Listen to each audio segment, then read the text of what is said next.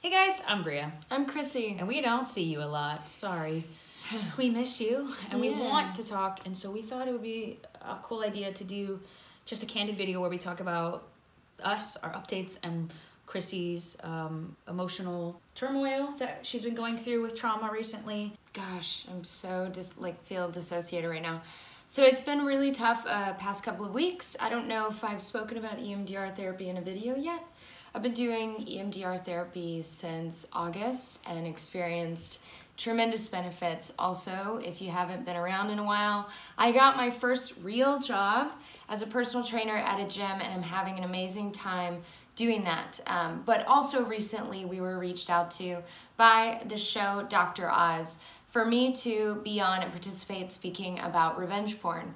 At the same time, I've been going to EMDR and trauma processing the revenge porn events, finding out about the revenge porn, dealing with the revenge porn, as well as the other traumas I went through before that happened. I think all of these things combined have led me to, when the show was about to happen, I looked up and saw some of the comments that had happened on the video. That comment was, she looks dead, but at least her tits look good. I don't know, to see that, to know somebody sees me looking unconscious, like a dead body, and then still wants to go further and objectify me, and knowing that because it's the internet, it'll literally never go away. There's just a lot of layers there that took me to a very, very dark place yesterday that ended up being probably one of the darkest places I've been in 10 years, and certainly the darkest place ever in terms of thinking about wanting to take my own life. I think the fact that revenge porn victims, 51% of them think about suicide. I don't know the number that actually go through with the attempt, but I just understand that feeling more and more of the fact that there'll never be an escape. I get it, I can do therapy all day, but as my therapist has said, you know, a lot of trauma processing deals with trauma that happened in the past, in childhood, which I've processed some childhood trauma there. But this is a past, a present, and it's also a future trauma that's gonna always happen the rest of my life. And I can process stuff that happened in the past. I can try to be strong for stuff that happens in the present. But it's very difficult knowing the pain of those past, present experiences, that level of pain, to know it's guaranteed to happen the rest of my life as long as I have an internet connection and beyond after I'm gone. It just makes it scarily real how much, and I guess what happened yesterday was that I came home, I was feeling very low. I've also been feeling isolated from friends and lonely and just internalizing a lot of I am bad feelings. I am dirty, I am bad, and I will never not be a burden feelings. And I just came back and kind of culminated with an eerie calmness that came over me at the idea of, you know, a buzzer, a game show red buzzer that hits stop, that ends all the pain. And it made me feel just like an instant weight lifted off my shoulders. Then an immediate scary thought of like, holy shit, I'm not familiar with feeling this way. I haven't felt this sort of feeling since I was 19, never since the revenge porn came out, since the first trauma I went through. And it was just a really bad spot. And it was the furthest fantasy I ever kind of constructed. And it made me feel calmer. It actually made me feel better because I was like, okay, I can control the end stop. At least I can control ending the pain.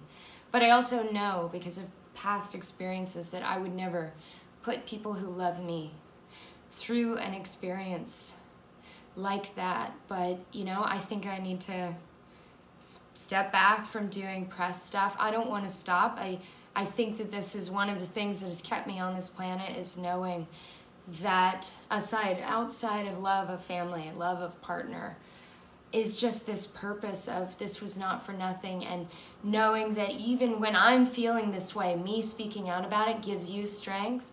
For those of you out there who really get what I'm saying, gives you strength to also keep fighting another day. It's a two-ended rope. We are both holding on to the life raft and we're holding each other up. You know, so many of y'all have written me that have said, I didn't go because of you, or, you know, this has happened to me and you've given me the voice. And just as much as I've done that for y'all, you'll truly, truly do this for me. And I don't share how deep the struggle is, you know, sometimes because I don't want y'all to worry, but I've just been a bit more honest lately, and it's also just hit me a lot heavier lately. I think I've been on such an up, of course, and I know this trauma stuff, I have to get through a really rough patch, but it feels like I'm pulling a freight train, you know, and sometimes it hits me at a really high speed, and it knocks me down, and that's where I'm at right now, and I'm just trying to get through. I think at this point, I never wanted to do this lawsuit. I never wanted to extend Chrissy's pain or make the situation worse. All I ever wanted was for this to go away. And from the get-go, Chrissy said, you know, I went through this horrible situation, and I'm going to use it for good, and I'm going to try to help people. And Chrissy still has that same mindset, to the detriment of her own health and sanity.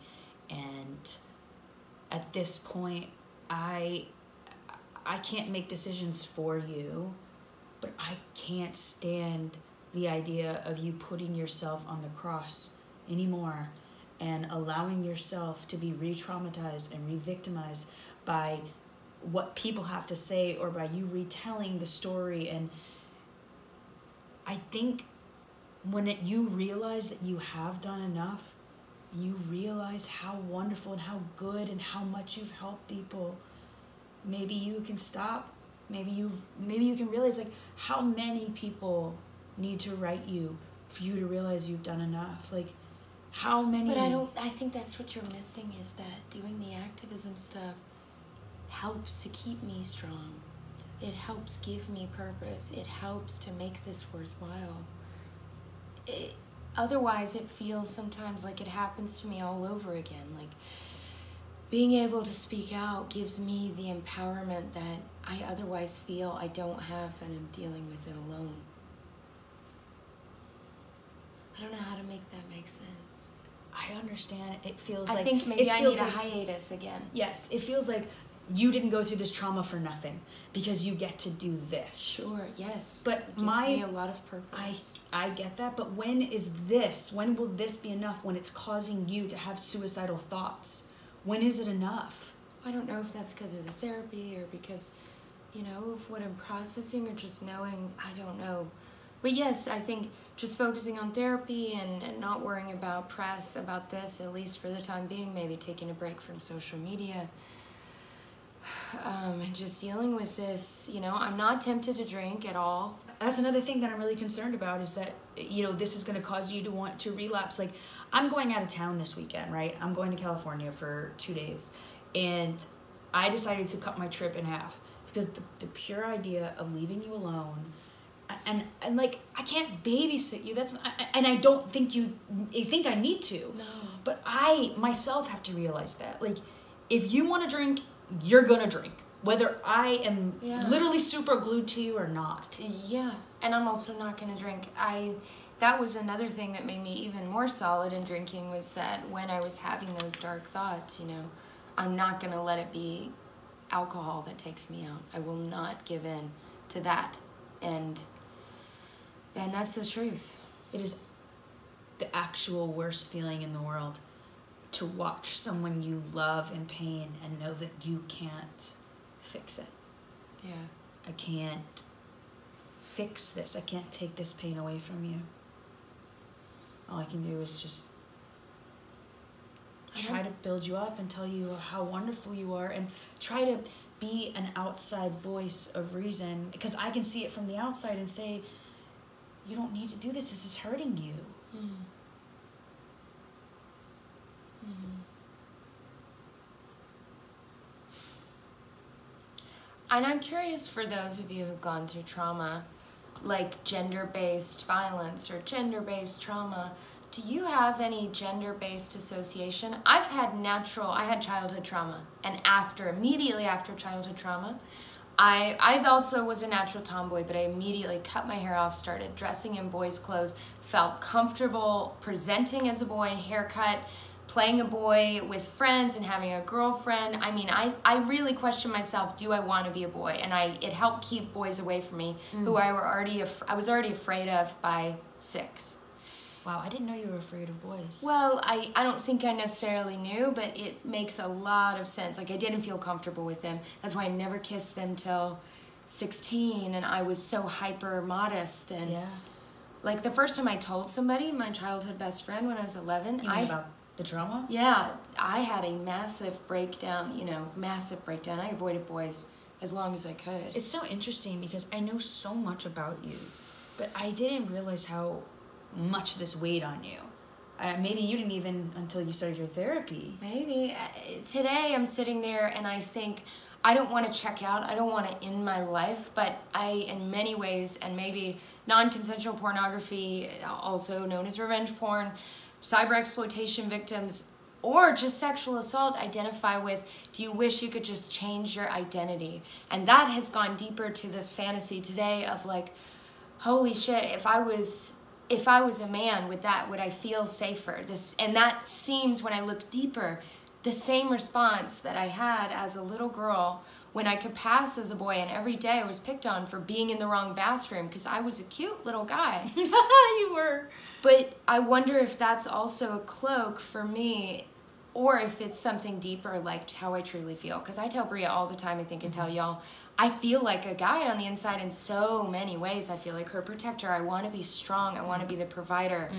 I'm very physical. I'm very masculine. And I've never strayed from feeling female, but I'm just curious, for anyone who's gone through trauma, have you ever had gender identity questions or shifts in relation to trauma, but also feeling masculine? So I don't know, just has anybody experienced that? I feel so much aversion to not my female body, say, when I'm with you, but sometimes I get dissociated and all of that.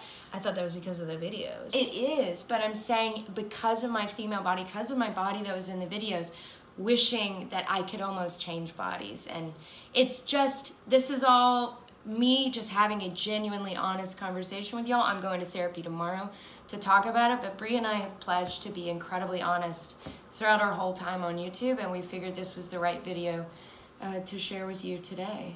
I don't really think this video even has like a path or a theme. No. It was just you. Before we turned the camera on, was the first time Chrissy said this to me. Is it scary? Of course. I'm happy. Like, I love being a woman. I love getting sexy, all of that. So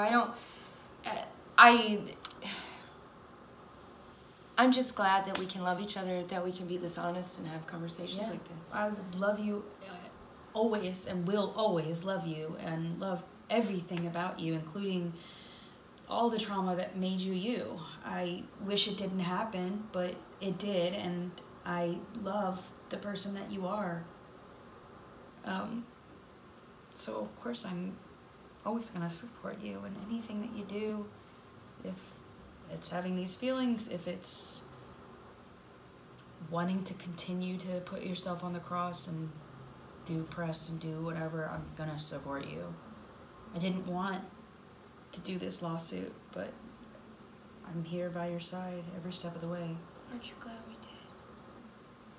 Sometimes.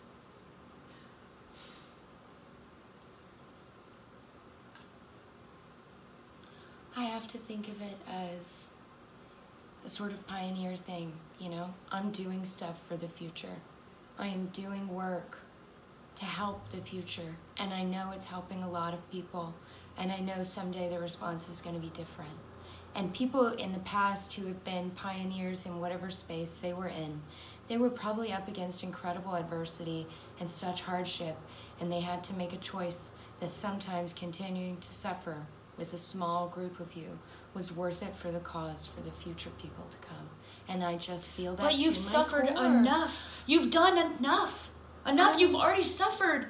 You're thinking these horrible thoughts. Like, you got to look out for yourself. But what about for you? And what about for me? And what about for us? I'm gonna, if I need to take a break, sure, of course. Of course. But I cannot let this situation, ruin my life. I have to make something better of it, and that is what I do by speaking out with a platform. If I need to take a break and I only do it occasionally because of this, then great, but I know I can't ever stop. I mean, I know that because it is going to help make things better. And that gives me hope, and that gives me healing.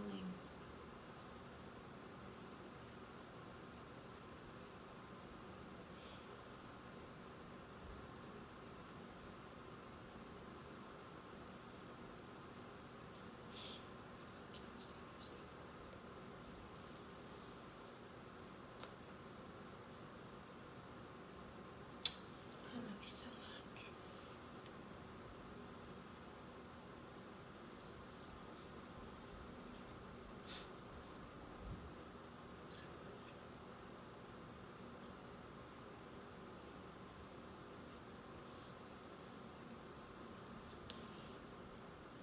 Any other thoughts? Okay. I just want to say, if y'all are feeling low, gonna put some lines, some numbers down. If you're a revenge porn victim and you are feeling in the depths, I'm feeling in the depths beside you. Or if you have been through any other trauma, feeling down, or any form of sexual assault, we're gonna put some links down. We're gonna put some links down below, and we love you all very much. We'll keep you updated on therapy. I'm gonna keep taking care of myself. I'm not gonna hurt myself. But I'm just being real and letting you know where I'm at.